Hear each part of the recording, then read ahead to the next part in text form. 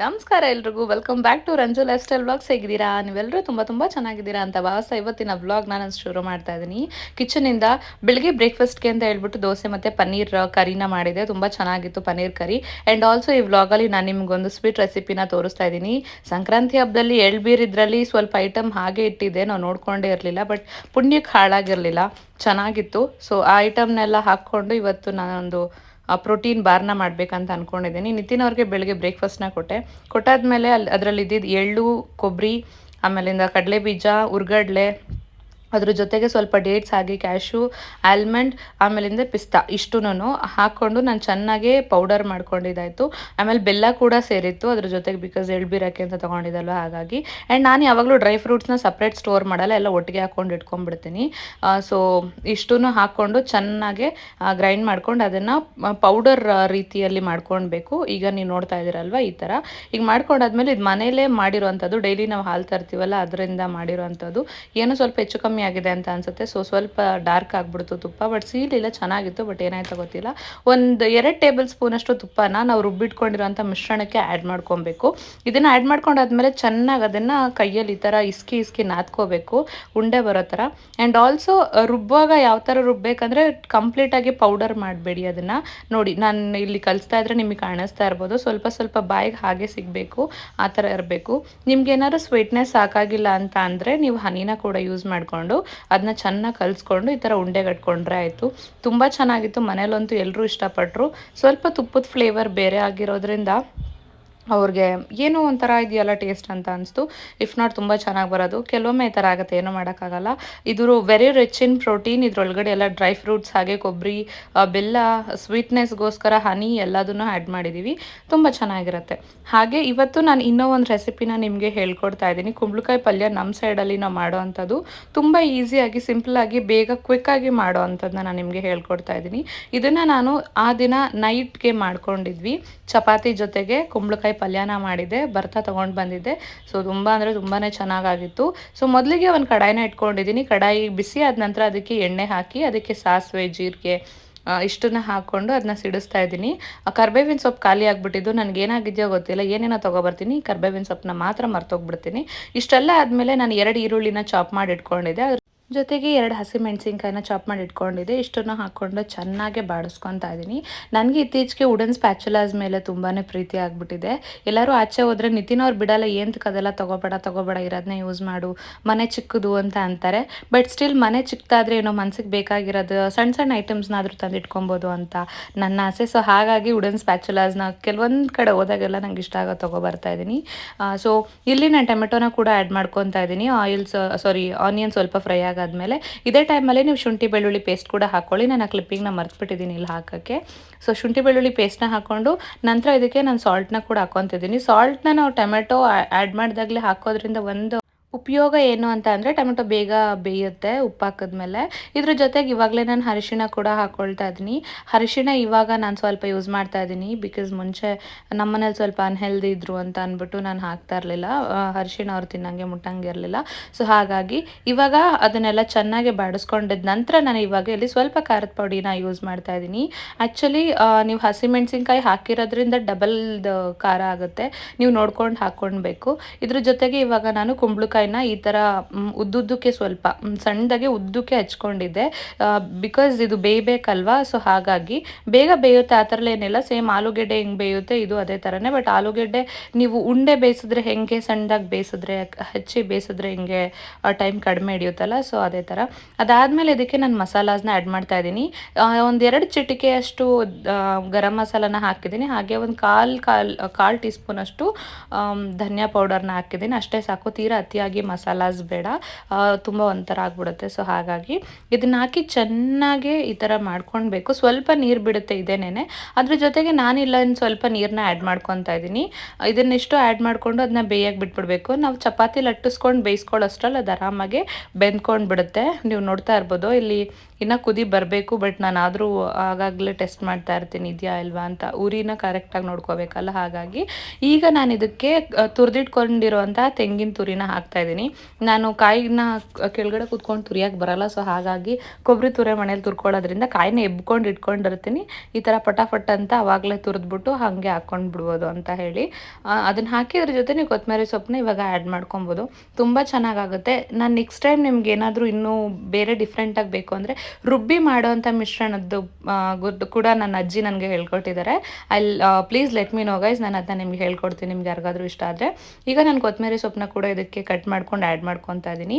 ತುಂಬಾ ಚೆನ್ನಾಗಾಗುತ್ತೆ, ತುಂಬ ಈಸಿ ಕೂಡ, ಬೇಗ ಕ್ವಿಕ್ಕಾಗಿ ಯಾರಾದರೂ ನೆಂಟರು ಮನೆಗೆ ಬಂದ್ರೂ ಫುಲ್ಲು ಒಂಥರ ಚೆನ್ನಾಗಾಗುತ್ತೆ, ಬೇಗ ಆಗಿಬಿಡುತ್ತೆ ಕ್ವಿಕ್ಕಾಗಿ ಆ್ಯಂಡ್ ಡಿಫ್ರೆಂಟಾಗಿ ಕೂಡ ಇರುತ್ತೆ. ಆ್ಯಂಡ್ ಆಲ್ಸೋ ಪಂಪ್ಕಿನಲ್ಲಿ ಸ್ವೀಟ್ನೆಸ್ ಇರೋದ್ರಿಂದ ನೀವು ಖಾರನ ಜಾಸ್ತಿ ಹಾಕ್ಕೊಂಡ್ರೆ ಚೆನ್ನಾಗಿರುತ್ತೆ.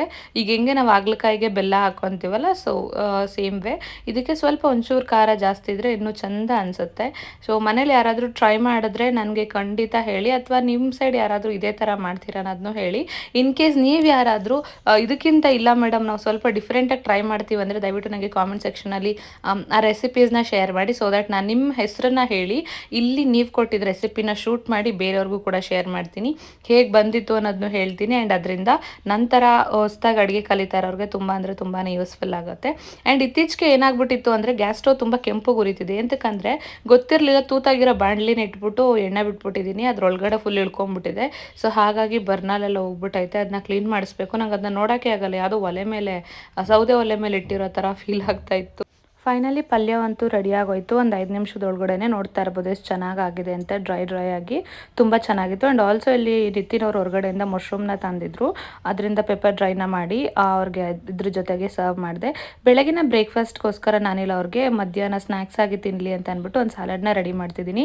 ನೆನೆಸಿಟ್ಕೊಂಡಿರೋಂತಹ ಹೆಸರು ಕಾಳು, ಅದ್ರ ಜೊತೆಗೆ ಕುಕುಂಬರ್, ಆನಿಯನ್, ಟೊಮ್ಯಾಟೊ ಇಷ್ಟನ್ನ ಹಾಕಿದ್ದೀನಿ. ನಿಮಗೆ ಚಿಲ್ಲಿ ಬೇಕಿದ್ರೂ ಕೂಡ ನೀವು ಹಾಕ್ಕೊಳ್ಬೋದು. ಇಷ್ಟನ್ನು ನಾನು ಸಣ್ಣದಾಗಿ ಹಚ್ಕೊಂಡು ಇದ್ರೊಳಗಡೆ ಹಾಕೊಂಡಿದ್ದೀನಿ. ನೀವು ಬೇಕಿದ್ರೆ ರೋಸ್ಟೆಡ್ ಪೀನಟ್ನ ಹಾಕ್ಕೋಬೋದು, ಅಂದರೆ ಹುರಿದಿಟ್ಕೊಂಡಿರೋಂಥ ಕಡಲೆ ಬೀಜ ಮತ್ತು ಹುರ್ಗಡ್ಲೆ ಇದನ್ನು ಕೂಡ ಇದ್ರ ಜೊತೆ ಆ್ಯಡ್ ಮಾಡ್ಬೋದು. ಬಟ್ ಅದರಲ್ಲಿ ಹೈ ಕ್ಯಾಲರೀಸ್ ಇರುತ್ತೆ, ನಾವು ವೆಯ್ಟ್ ಲಾಸ್ಗೋಸ್ಕರ ಮಾಡ್ತಿರೋದ್ರಿಂದ ಅದನ್ನ ನಾವು ಆ್ಯಡ್ ಮಾಡ್ಕೊಳ್ಳಲ್ಲ.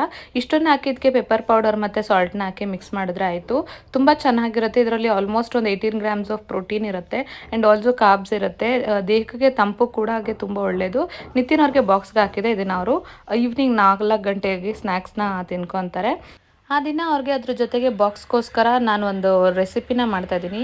ಪನ್ನೀರ್ ಅವ್ರಿಗೆ ತುಂಬಾ ಇಂಪಾರ್ಟೆಂಟ್, ಇವಾಗ ಬಾಡಿ ಬಿಲ್ಡ್ ಮಾಡ್ತಾ ಇದ್ದಾರಲ್ಲ, ಅಂದರೆ ಫ್ಯಾಟ್ ಲಾಸ್ನ ಮಾಡಿ ಮಸಲ್ ಗೇನ್ನ ಮಾಡ್ತಾಯಿದ್ದಾರೆ. ಸೊ ಹಾಗಾಗಿ ಇಲ್ಲಿ ಪನ್ನೀರ್ ರೈಸ್ನ ಮಾಡ್ತಾಯಿದ್ದೀನಿ, ಲೈಕ್ ಕುಷ್ಕ.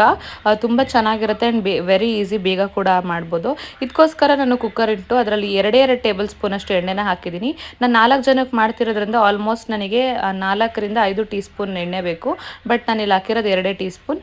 ಇದಕ್ಕೆ ನಾನು ಎಲ್ಲ ಪಲಾವ್ ಎಲೆ ಮತ್ತು ಮೊಗ್ಗು ಇದನ್ನೆಲ್ಲ ಪಲಾವ್ ಐಟಮ್ಸ್ನೆಲ್ಲ ಅದನ್ನು ಹಾಕ್ಕೊಂಡಿದ್ದೀನಿ, ಅಂದರೆ ಸ್ಪೈಸಸ್ನ ಹಾಕಿ ಒಂದು ಆನಿಯನ್ನ ಹಾಕಿ ಬಾಡಿಸ್ಕೊಂಡಿದ ನಂತರ ಅದಕ್ಕೆ 2 ಟೇಬಲ್ ಸ್ಪೂನಷ್ಟು ಶುಂಠಿ ಬೆಳ್ಳುಳ್ಳಿ ಪೇಸ್ಟ್ನ ಹಾಕ್ಕೊಂಡು ಅದಕ್ಕೆ ಒಂದು ಫುಲ್ಲು ದೊಡ್ಡ ಗಾತ್ರದ ಟೊಮೆಟೊನ ಹಾಕ್ಕೊಂಡಿದ್ದೀನಿ. ನಾನು ಆನಿಯನ್ ಏನು ತೊಗೊಂಡಿರ್ತೀನಿ ಅದಕ್ಕೆ 2ರಷ್ಟು ಟೊಮೆಟೊನ ತೊಗೋತೀನಿ, ಸೊ ದಟ್ ನನಗೆ ಬ್ಯಾಲೆನ್ಸ್ ಆಗುತ್ತೆ. ಇದೇ ಟೈಮಲ್ಲಿ ನಾನು ಉಪ್ಪು ಹಾಗೆ ಅರಿಶಿಣ ಪುಡಿನ ಕೂಡ ಆ್ಯಡ್ ಮಾಡಿಕೊಂಡು ಅದನ್ನ ಚೆನ್ನಾಗಿ ಸ್ಟಿರ್ ಮಾಡ್ಕೊತಾ ಇದ್ದೀನಿ. ಟೊಮೆಟೊ ಸ್ವಲ್ಪ ಸಾಫ್ಟಾಗಿ ಚೆನ್ನಾಗಿ ಬೇಯ್ಕೊಬೇಕು, ಅಲ್ಲಿವರೆಗೂ ಅದನ್ನು ಚೆನ್ನಾಗಿ ನಾವು ಈ ಥರ ಕೈ ಆಡಿಸ್ತಾ ಇರಬೇಕು. ಇದೆಲ್ಲ ಆದಮೇಲೆ ನಂತರ ನಾನು ಅದಕ್ಕೆ ಖಾರದ ಪುಡಿನ ಕೂಡ ಆ್ಯಡ್ ಮಾಡ್ಕೊತಾ ಇದ್ದೀನಿ. ಖಾರದ ಪುಡಿನ ನೀವು ಬೇಕಿದ್ರೆ ಹಾಕ್ಕೊಳ್ಬೋದು, ಇಲ್ಲ ನಿಮ್ಗೆ ಏನಾರು ಆ ಕಲರ್ ಬೇಡ, ರೆಡ್ ಕಲರ್, ನನಗೆ ಸ್ವಲ್ಪ ವೈಟ್ ಕಲರ್, ಸ್ವಲ್ಪ ಟ್ರಾನ್ಸ್ಪರೆಂಟ್ ಕಲರಲ್ಲಿ ಬೇಕು ಅಂತ ಅನ್ನೋರು ನೀವು ಬರೀ ಹಸಿಮೆಣಸಿನ್ಕಾಯಿನ ಕೂಡ ಹಾಕ್ಕೊಳ್ಬೋದು. ಇದ್ರ ಜೊತೆಗೆ ನಾನಿಲ್ಲಿ ರೆಡಿಮೇಡ್ ಪಲಾವ್ ಪೌಡರ್ನ ಹಾಕ್ಕೊತಾ ಇದ್ದೀನಿ. ಇದು ನಾನು ಅಂಗಡಿಯಿಂದ ತರಿಸಿದೆ, ನೋಡೇ ಇರಲಿಲ್ಲ, ಅಲ್ಲೇ ಇತ್ತು, ನೀವು ನೋಡ್ಬೋದು. ತುಂಬ ಈಸಿಯಾಗಿ ಮಸಾಲ ರೆಡಿ ಆಗೋಯ್ತು. ಇಲ್ಲಿ ನಾನು ಮೊದಲೇನೇ ಪನ್ನೀರ್ನ ಹುರಿದಿಟ್ಕೊಂಡಿರಲಿಲ್ಲ, ಹಾಗೆ ಹಸಿ ಕಟ್ ಮಾಡಿ ತೊಳೆದು ಇಟ್ಕೊಂಡಿದ್ದೆ. ಅದನ್ನು ಇದ್ರೊಳಗಡೆ ಹಾಕ್ಬಿಟ್ಟು ಒಂದು 5 ನಿಮಿಷ ಹಂಗೆ ಸ್ಟಿರ್ ಮಾಡಿ ಬೇಕ್ ಮಾಡ್ತಾ ಇದ್ದೀನಿ. ಅಷ್ಟೇನೆ, ವೆರಿ ಸಿಂಪಲ್. ಇದ್ರ ಮೇಲೆ ಬೇರೆ ಏನೂ ಹಾಕೋಂಗಿಲ್ಲ. ಈಗ ನಾನು ಇದಕ್ಕೆ ರೈಸ್ನ ಹಾಕ್ಬಿಟ್ಟು ಕುಕ್ಕರ್ ಲಿಡ್ನ ಮುಚ್ಚಿದ್ರೆ ಮುಗ್ದೋಯ್ತು. ಅಂದರೆ ನೀರು ಎಷ್ಟು ಬೇಕು ಅಷ್ಟು ನೀರು ಸೇರಿಸಿ ನಾನು 2 ಗ್ಲಾಸ್ ಅಷ್ಟು ಅಕ್ಕಿ ತೊಗೊಂಡಿದ್ದೀನಿ, ಅದಕ್ಕೆ 4 ಲೋಟದಷ್ಟು ನೀರು ಹಾಕಿದ್ರೆ ಸಾಕು, ಮುಗ್ದೋಯ್ತು. ಬರೀ ಅಡುಗೆ ಬಗ್ಗೆನೇ ಹೇಳಿ ನನಗೂ ಬೇಜಾರಾಯಿತು. ಸೊ ಅದಕ್ಕೆ ನಾನು ಒಂದು ಪರ್ಸ್ನಲ್ ಎಕ್ಸ್ಪೀರಿಯೆನ್ಸ್ನ ನಿಮ್ಮ ಜೊತೆ ಶೇರ್ ಮಾಡ್ಕೊಳ್ಳೋಣ. ನನ್ನ ವೀಡಿಯೋಸ್ನ ಆಲ್ಮೋಸ್ಟ್ ಎಲ್ಲರೂ ವಿಮೆನ್ನೇ ನೋಡೋದ್ರಿಂದ ನಿಮಗೆ ಒಂದು ಮೋಟಿವೇಶನ್ ಸಿಗ್ಬೋದೇನೋ, ಅಥವಾ ಇನ್ ಕೇಸ್ ಯಾರಾದರೂ ಗಂಡು ಮಕ್ಕಳು ನೋಡ್ತಿದ್ರು ಅವ್ರ ಸಿಸ್ಟರ್ನ, ಅವ್ರ ತಾಯಿನ ಅಥವಾ ಅವ್ರ ವೈಫ್ನ ಅರ್ಥ ಮಾಡ್ಕೊಳ್ಳೋಕ್ಕೆ ಹೆಲ್ಪ್ ಆಗ್ಬೋದೇನೋ ಅನ್ನೋ ಕಾರಣಕ್ಕೆ 1-2 ನಿಮಿಷ ನಿಮ್ಮ ಜೊತೆ ಮಾತಾಡ್ತೀನಿ. ಇವಾಗ ಹೆಣ್ಮಕ್ಳು ಅಂತ ಅಂದರೆ ಬರೀ ಅಡುಗೆ ಮನೆಗೆ ಅಥವಾ ಸಂಸಾರಕ್ಕೆ ಗಂಡ ಮಕ್ಕಳಿಗೆ ಇದಕ್ಕೆ ಮಾತ್ರ ಸೀಮಿತ ಅಲ್ಲ, ನಮಗೂ ಸುಮಾರು ಆಸೆಗಳಿರುತ್ತೆ, ಕನಸುಗಳಿರುತ್ತೆ, ಏನೇನೋ ಸ್ಯಾಕ್ರಿಫೈಸ್ ಮಾಡಿ ಬಂದಿರ್ತೀವಿ, ನಮಗೂ ಏನೋ ಒಂದು ಮಾಡೋ ಛಲ ಇರುತ್ತೆ. ಅದೆಲ್ಲದನ್ನು ತೊರೆದು ಹೆತ್ತವರ ಮಾತಿಗೆ ಎದುರು ಮಾತಾಡದೆ, ನಮ್ಮನ್ನು ಬೆಳೆಸಿದವ್ರಿಗೆ, ಹಿರಿಯರಿಗೆ, ದೊಡ್ಡವ್ರಿಗೆ ಎಲ್ಲರಿಗೂ ಮರ್ಯಾದೆ ಕೊಟ್ಟು ಅವ್ರು ಹೇಳ್ದಂಗೆ ತಲೆ ಬಾಗಿ ಮುಂದೆ ಬರ್ತೀವಿ. ಎಂತಕ್ಕೆ ಗೊತ್ತಾ, ಹೆಣ್ಮಕ್ಳಂದರೆ ಇನ್ನೊಂದು ಅರ್ಥ ಸ್ಯಾಕ್ರಿಫೈಸ್ ಅಂತ ನನ್ನ ಪ್ರಕಾರ. ನಿಮ್ಗೇನು ಅನಿಸುತ್ತೆ ನನಗೆ ಗೊತ್ತಿಲ್ಲ. ಈಗಿನ ಜನ್ರೇಷನಲ್ಲಿ ಜಾಸ್ತಿ ಜನ ಆ ಥರ ಇಲ್ಲ. ಹಂಗನ್ನೋ ಕಾರಣಕ್ಕೆ ಅವ್ರ ಡಿಸಿಷನ್ಸ್ ಎಲ್ಲ ರಾಂಗ್ ಅಂತ ಅಲ್ಲ.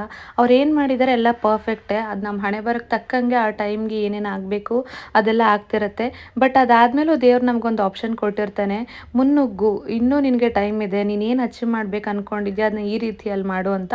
ಬಟ್ ಸ್ವಲ್ಪ ಸರ್ಕಮ್ಸ್ಟೆನ್ಸಸಲ್ಲಿ ಡಿಫಿಕಲ್ಟೀಸ್ ಇರ್ಬೋದು, ಅದನ್ನೆಲ್ಲ ಸಾಲ್ವ್ ಮಾಡಿಕೊಂಡು ನಡಿಬೇಕು ಅಂತ ನನಗನ್ಸುತ್ತೆ.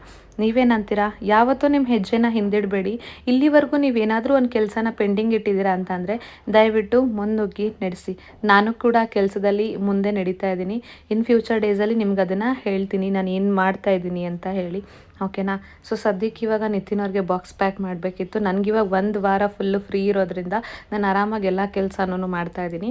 ಅವ್ರಿಗೆ ಪನ್ನೀರ್ ಅಂದರೆ ತುಂಬಾ ಇಷ್ಟ. ಪನ್ನೀರ್ ಇಲ್ಲ ಅಂತಂದರೆ ಪನ್ನೀರ್ ಕುಷ್ಕ ಆಗಿರ್ಬೋದು, ಬಾತ್ ಆಗಿರ್ಬೋದು, ಏನರಲ್ಲೂ ಕೋಪ ಮಾಡ್ಕೊಂಡ್ಬಿಡ್ತಾರೆ, ಏನಿಷ್ಟು ಕಮ್ಮಿ ಹಾಕಿದ್ಯಾ ಅಂತ ಹೇಳಿ. ಸೊ ಅದಕ್ಕೆ ಎಲ್ಲ ಹುಡುಕಿ ಹಾಕ್ತಾಯಿದ್ದೀನಿ ಅವ್ರಿಗೋಸ್ಕರ. ಸೊ ಅವ್ರ ಬಾಕ್ಸ್ಗಂತೂ ಚೆನ್ನಾಗಿ ಹಾಕ್ತಾಯಿದ್ದೀನಿ ಅಂತ ಅವ್ರ ಆಫೀಸ್ ಸ್ಟಾಫ್ಸ್ ಎಲ್ಲ ಹೇಳ್ತಿರ್ತಾರಂತೆ. ಸೊ ಬನ್ನಿ ಅವ್ರ ಬಾಕ್ಸಲ್ಲಿ ಏನೇನು ಹಾಕಿದ್ದೀನಿ ಅಂತ ನಿಮಗೆ ತೋರಿಸ್ತೀನಿ. ಅದಕ್ಕೆ ಮುಂಚೆ ಇಲ್ಲಿ ನಾನು ಹೀಗೆ ಗೆಣಸನ್ನ ಕೂಡ ಬೇಯಿಸ್ತಾ ಇದ್ದೀನಿ ಅವ್ರ ಬಾಕ್ಸ್ಗೆ ಹಾಕೋಕ್ಕೆ ಅಂತ ಹೇಳ್ಬಿಟ್ಟು. ಸ್ವೀಟ್ ಪೊಟ್ಯಾಟೋಸ್, ಅದು ಹೆಲ್ತ್ಗೆ ತುಂಬ ಒಳ್ಳೇದಲ್ವ. ಸೊ ಹಾಗಾಗಿ ಇವತ್ತು ನನ್ನ ಗಂಡನ ಬಾಕ್ಸ್ಗೋಸ್ಕರ ನಾನು ಕುಕ್ಕುಂಬರ್ ಮತ್ತು ಗೆಣಸನ್ನ ಹಾಕ್ತಾಯಿದ್ದೀನಿ. ಅದು ಬೇಯಿಸಿಟ್ಕೊಂಡಿರೋಂಥ ಗೆಣಸು, ಅದು ಸಿಪ್ಪೆನ ತೆಗೆದ್ಬಿಟ್ಟು ಸ್ವಲ್ಪ ಪೆಪ್ಪರ್ ಮತ್ತು ಸಾಲ್ಟ್ನ ಅದ್ರ ಮೇಲೆ ಹಾಕಿರ್ತೀನಿ. ಅದು ಸ್ವೀಟ್ ಇರುತ್ತಲ್ಲ ಹಾಗಾಗಿ. ಸೊ ಡಯಟ್ ಮಾಡ್ತಿರೋ ಅಂಥವ್ರು, ಸ್ವೀಟ್ ಕ್ರೇವಿಂಗ್ಸ್ ಇರುವಾಗ ನೀವು ಸ್ವೀಟ್ ಪೊಟ್ಯಾಟೋಸ್ನ ತಿನ್ಬೋದು. ನೀವು ನೋಡ್ಬೋದು ಸ್ವಲ್ಪ ಸಣ್ಣದೇ ತೊಗೊಬಂದಿದ್ದೆ ನಾನು, ಸೊ ದಟ್ ಈಸಿಯಾಗಿ ಬೇಯುತ್ತೆ ಮತ್ತು ನನಗೆ ಸರ್ವ್ ಮಾಡೋಕ್ಕೂ ಆರಾಮ ಅನಿಸುತ್ತೆ ಅಂತ ಹೇಳಿ. ಬಾಕ್ಸ್ಗೆ ನಾನು ಕುಕುಂಬರ್ ಮತ್ತು ಸ್ವೀಟ್ ಪೊಟ್ಯಾಟೊ ಒಂದು ಕಡೆ ಹಾಕಿದ್ದೀನಿ, ನನ್ನ ಕಡೆ ರೈಸ್ ಬಾತ್ನ ಹಾಕಿ ಅದ್ರ ಜೊತೆಗೆ ಸಲಾಡ್ ನಾನು ಆಗಲೇ ಏನು ರೆಡಿ ಮಾಡಿದ್ದೆ ಅದನ್ನು ಕೂಡ ಹಾಕಿದ್ದೀನಿ. ಸ್ವಲ್ಪ ನಾನು ತಿನ್ನೋಕ್ಕೆ ಅಂತ ಆವಾಗಲೇ ಮಾಡಿದ್ದೀನಿ, ಎತ್ತಿಟ್ಬಿಟ್ಟು ಅಪ್ಪಾಜಿಗೆ ಕೊಟ್ಟಿದ್ದೆ. ಇದನ್ನು ಅವ್ರ ಬಾಕ್ಸಿಗೆ ಹಾಕಿದ್ದೀನಿ, ಪೆಪ್ಪರ್ ಮತ್ತು ಅದನ್ನ ಸಪ್ರೇಟಾಗಿ ಹಾಕಿ ಸಾಲ್ಟು ಪೆಪ್ಪರ್ನ. ಇಲ್ಲಿ ಓಟ್ಸ್ನ ಮಾಡಿದ್ದೀನಿ, ಅದಕ್ಕೆ ಎಲ್ಲ ಥರ ಡ್ರೈ ಫ್ರೂಟ್ಸ್ನ ಕಟ್ ಮಾಡಿ ಹಾಕಿದ್ದೀನಿ. ಆಲ್ಮಂಡ್, ಕ್ಯಾಶ್ಯೂ ಮತ್ತು ಪಿಸ್ತಾನ, ಒಣ ದ್ರಾಕ್ಷಿನ ಆ್ಯಡ್ ಮಾಡಿಬಿಟ್ಟು ಕೊಟ್ಟೆ. ಸೊ ಇಷ್ಟ ಆಗಿತ್ತು ಇವತ್ತಿನ ವ್ಲಾಗ್. ಇಷ್ಟ ಆದರೆ ಒಂದು ಲೈಕ್, ಶೇರ್ ಆ್ಯಂಡ್ ಕಾಮೆಂಟ್ ಮಾಡಿ. ಆ್ಯಂಡ್ ಇನ್ನೂ ಯಾರು ನನ್ನ ಚಾನಲ್ಗೆ ಸಬ್ಸ್ಕ್ರೈಬ್ ಮಾಡ್ಕೊಂಡಿಲ್ಲ, ಬೇಗ ಸಬ್ಸ್ಕ್ರೈಬ್ ಮಾಡ್ಕೊಳ್ಳಿ. ಬಾಯ್. Lots of